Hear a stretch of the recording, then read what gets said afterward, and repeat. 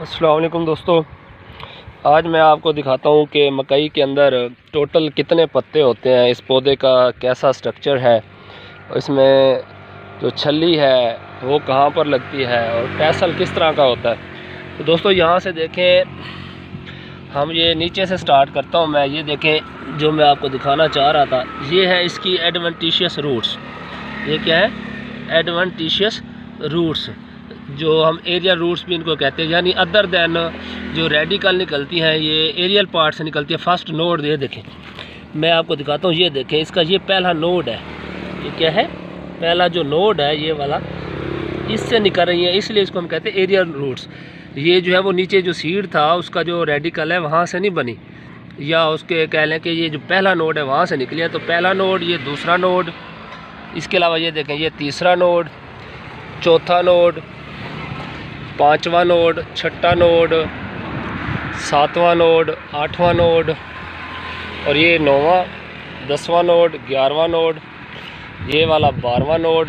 यहाँ हम इसके अगर पत्ते गिने तो यहाँ से मैं स्टार्ट करता हूँ। ये देखें जी, एक पत्ता, ये यहाँ पे ये दूसरा, तीसरा, चौथा, पांचवा, छठा, ये सातवां, और ये देखें आठवां, नौवां, ये हो गया 10वां, 11वां, 12वां, 13वां, 14, 15 और ये 16। तो इसमें 16 पत्ते हैं इस वक्त। और अगर हम यहाँ से नीचे से गिने तो 1, 2, ये 3, ये 4, 5, 6, 7, और ये देखें 7वें के बाद यहाँ पर भी एक आपको मामूली सी छली जो है वो नज़र आ रही है।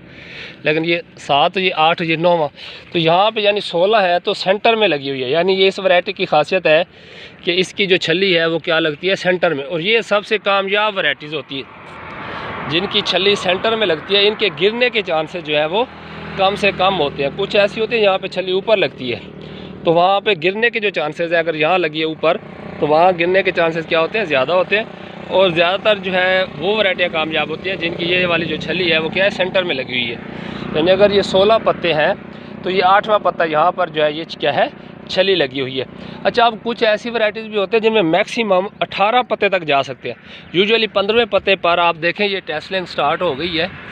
ठीक है, इस पर टेसलिंग स्टार्ट हो गई है और टेसलिंग के 3 से 4 दिन बाद ये सिल्किंग स्टार्ट हो जाती है। ये देखें, ये इसकी बेसिकली जो ये सिल्क है, इसके ऊपर जब पोलन आके गिरता है यहाँ पर, यहीं से जर्मिनेट करता है और इसी के अंदर से, यानी ये पोलन ट्यूब का काम करती है, इसके अंदर से होता हुआ ये नीचे अंदर जो है वो ओव्यूल तक जाएगा, या कह लें कि जहाँ पर एम्ब्रियो सैक है, ओवरी है, जहाँ पर जाके एग के साथ ये मिलेंगे।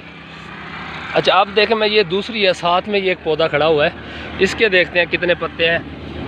तो ये देखें जी, 1, ये 2, 3, 4, 5, 6, 7, 8, ये देखें जी 9, 10, 11, 12, 13, और ये वाला 14, ये 15 और ये 16। तो इसमें भी 16 पत्ते हैं। कुछ ऐसे प्लांट्स भी हैं जो ज़्यादा लंबे हैं, मैं यहाँ पर आपको इस तरफ दिखाता हूँ, ये उस साइड पे खड़े हुए हैं, तो उनमें भी जो मैक्सिमम है वो 16 पत्ते हैं फ़िलहाल। कुछ वैरायटीज़ ऐसी होती हैं जिनमें शाज़ो नाज़र जो है वो 18 पत्ते होते हैं, लेकिन उसमें ये 2 नीचे पत्ते होते हैं शुरू में। ये देखें जी, 1, 2, 3, 4, 5, 6, 7, 8, 9, 10, 11, 12, 13, 14 और 15। आप देखें इसमें कितने हैं? 15। तो कुछ वैरायटीज़ में जो है वो 16 पत्ते होते हैं, कुछ में जो है वो 18 होते हैं, कुछ में क्या होते हैं? 15 होते हैं। ये डिपेंड करता है कि टैसल के आने से पहले आपने इसकी कितनी ग्रोथ करवा ली है। तो अगर टैसल के आने से पहले ग्रोथ कम होती है तो मज़ीद फिर जो पत्ते हैं वो नहीं निकलते, और अगर टैसल के आने से पहले मैक्सिमम ग्रोथ करवा लें तो पत्ते ज़्यादा होते हैं। साफ ज़रा पत्ते ज़्यादा होंगे तो खुराक का कंट्रीब्यूशन ज़्यादा होगा, तो अल्टीमेटली पैदावार भी क्या होगी? ज़्यादा होगी।